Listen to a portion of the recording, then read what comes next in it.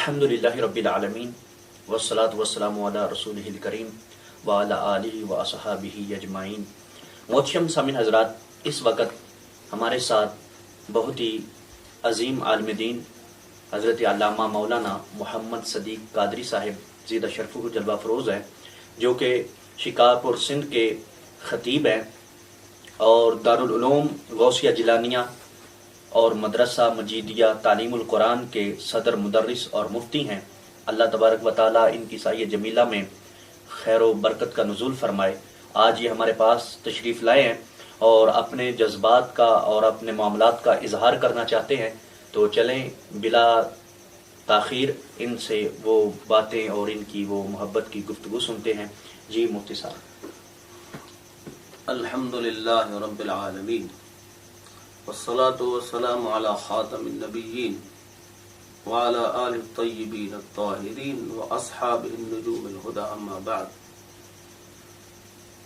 بات یہ ہے کہ میں ایک سال سے اس انتظار میں تھا کہ یہ ڈاکٹر جلال صاحب سے ملاقات ہو جائے۔ ملاقات کا شرف ابھی حاصل ہو گیا ہے ماشاءاللہ۔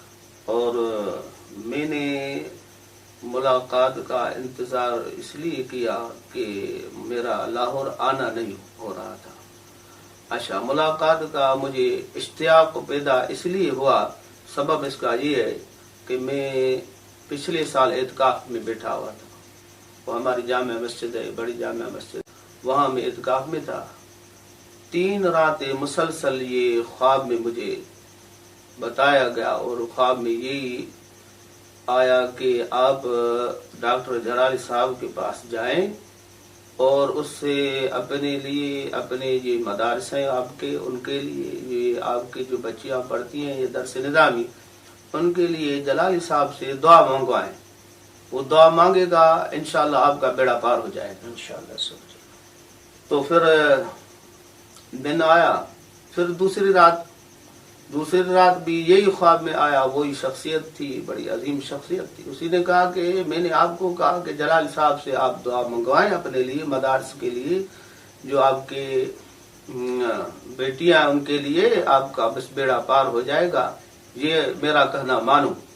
تو میں نے کہا ٹھیک ہے سائیں، میں انشاءاللہ ان سے دعا منگواؤں گا۔ پھر وہ رات چلی گئی، تیسری رات ہوئی، تو تیسری رات میں نے دیکھا کہ جلال صاحب بیٹھے ہوئے ہیں اور میں بھی بیٹھا ہوا ان کے ساتھ۔ یہ قرآن شریف کا دور پڑھ رہے ہیں، کیونکہ رمضان شریف کا یہ مہینہ تھا، اور قرآن شریف کا ڈاکٹر صاحب بھی حافظ ہے، الحمدللہ میں بھی حافظ ہوں، وہ بھی تراویح پڑھاتے ہیں، میں بھی پڑھاتا ہوں، تو وہ بھی دور پڑھ رہے تھے، ساتھ ساتھ میں بھی دور پڑھ رہا تھا۔ یہ قرآن شریف کا دور پڑھتے جلال صاحب کو میں نے کہا کہ جلال صاحب یار، یہ میرے لیے اور میری بیٹیاں ہیں، درس نظام پڑھتی ہیں، یہ ہمارے مدارس ہیں، ہمارے والد صاحب مفتی رسول اللہ قادر صاحب چھوڑ کر گئے، یہ دعا مانگے آپ تو اللہ تعالی ہمیں استقامت دے اور دین کی خدمت کرنے کی توفیق عطا فرمائے، آپ دعا فرمائے۔ تو جلال صاحب نے تبسم فرمایا پھر خواب میں، پھر کہہ رہا کہ یار تو مجھے پیر بنانا چاہتا ہے کیا؟ سبحان اللہ، سبحان اللہ۔ اچھا، یہ خواب آپ کو 3 دن مسلسل آئی؟ 3 راتیں مسلسل 3 راتیں مسلسل آئی ہے؟ جی ہاں۔ تو پھر میں نے کوشش کی کہ جلال صاحب سے بات ہو جائے فون وغیرہ پر، لیکن وہ نہیں ہو سکا۔ اس کے بعد بھی ملاقات کا شرف نہیں حاصل ہوا۔ کل شین مرہون علی اوقاتی، ہر شے کا وقت مقرر ہے۔ تو اللہ تعالیٰ نے ابھی مجھے شرف دیا کہ میں نے ملاقات کی، ڈاکٹر صاحب کو یہ بتایا، ابھی ان سے دعا منگوائی ہے، اور کہا ہے کہ میرے مدارس کے لیے جو ہماری بیٹیاں پڑھتی ہیں، آپ ہمارے لیے ساروں کے لیے، اہل سنت کے لیے، سارے جو بھی اہل سنت کے مدارس ہیں ان کے لیے دعا فرمائے۔ تو دعا تو فرمائی ہے، لیکن میں نے اس خواب کے بعد جو علماء کرام تھے، جی معتبر علماء، خصوصاً ہمارے استاد مفتی محمد ابراہیم صاحب، جی، ان سے، دوسرے علماء سے میں نے ان خواب کا تعبیر پوچھا کہ اس کا تعبیر کیا ہے۔ جی، 3 رات مسلسل یہ خواب میں مجھے کہہ رہا ہے کہ آپ ان سے دعا منگوائیں، ان سے جو ہے دعا کروائیں کہ آپ کا بیڑا پار ہو جائے گا۔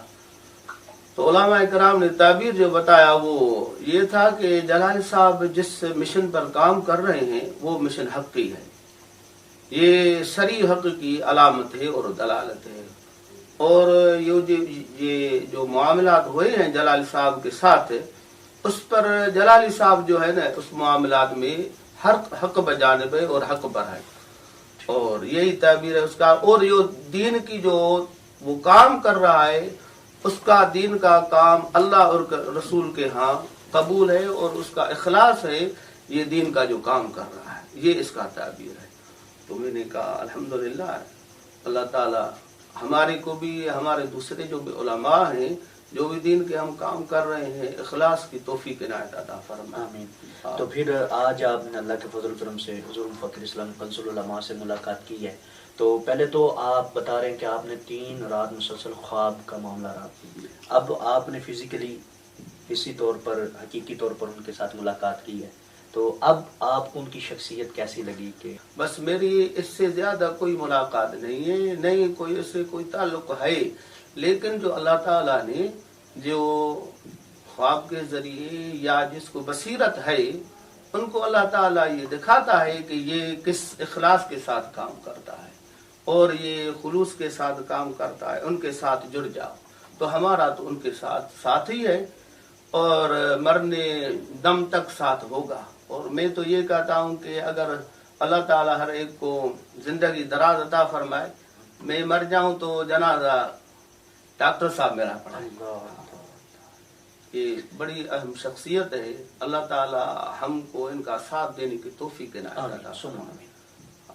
جو اس وقت حالات ہیں اور جو روافظ کے ساتھ اور جتنے بھی دین اسلام کے غدار ہیں اور جو ڈاکہ زنی کر رہے ہیں، جی بالخصوص روافظ ہیں، نیم رافضی ہیں، تفضیلی ہیں، ان کے ساتھ جو جلالی صاحب جنگ لڑ رہے ہیں عقائد کی، اس کے حوالے سے آپ کیا اب کہنا چاہیں گے؟ جو بات ہے نا سائیں، یہ روافظ اور خوارج کے ساتھ نہیں ہے، سارے کفر کے ساتھ ہے. اس کی ابھی جو یہی ڈاکٹر صاحب ہے سارے پاکستان میں، یہ عالم ہے، اس کا آواز جو ہے نا کفر کے لرز ریز کرتا ہے اور کفر اس کے آواز سے جو گھبرا جاتے ہیں. باقی دوسرا کوئی ایسا کوئی عالم برجستہ نہیں ہے جس کے آواز میں اتنا اثر ہو. اللہ تعالیٰ نے اس کو مقابلہ کفر کے ساتھ دیا ہے. اپنے خام خواہ اس کی جو ہے نا یہ مخالفت کرتے ہیں. یہ اس کو فیض ہے سائیں ابا بکر صدیق سائیں کا، عمر فاروق کا یہ فیض ہے، یہ مولا علی مشکل کشا کا اس کو فیض ہے. اگر یہ لوگ ہمارے رستے کی رکاوٹ نہ بنے اور حضور مفکر اسلام کے یہ رستے خالی کر دیں، تو ہم تو یہی ان سے سنتے آ رہے ہیں کہ ہمارا مقابلہ ہے یہود و نصارہ سے. ہم تو ان کو جواب دینا چاہتے ہیں اور ان پر اسلام کی حقانیت کو ثابت کرنا چاہتے ہیں، لیکن یہ جو رستے کے روڑے ہیں ہاں یہ رکاوٹ بن رہے ہیں. اچھا یہ رستے کے روڑے سائیں بنے گے، یہ ہوتا آ رہا ہے، یہ تاریخ جو ہے نا اس پر گواہ ہے. وہ بات یہ ہے کہ جلالی صاحب جس راستے سے گزر جاتے ہیں نا وہ تنگ راستہ بھی ہے، کہیں ویرانی بھی نظر آئے گی، لیکن جو ہم ہیں ان کے ساتھ اگر چلتے جائیں گے تو وہ رستہ جو ہے نا بالکل ہموار اور وہ رستہ کشادہ آئے گا. یہ رستہ تو کٹھن تو ہوتا ہے نا جو حق کا رستہ ہوتا ہے، اور ساری تاریخ سیرت پاک جو ہے نا بھری پڑی ہے. جو بھی حق پر چلتا ہے نا سائیں تو اس کو تکالیف تو بہت آتی ہے. امام حسین علی مقام رضی اللہ تعالی عنہ حق پر چلے تو اس کو تکلیف تو آ گئی. اسی وجہ سے یہ تو ایک تو عالم ہے نا جو حق پر چلتا ہے تو اس کو تکلیف تو ظاہر بات ہے آئے گی، لیکن اللہ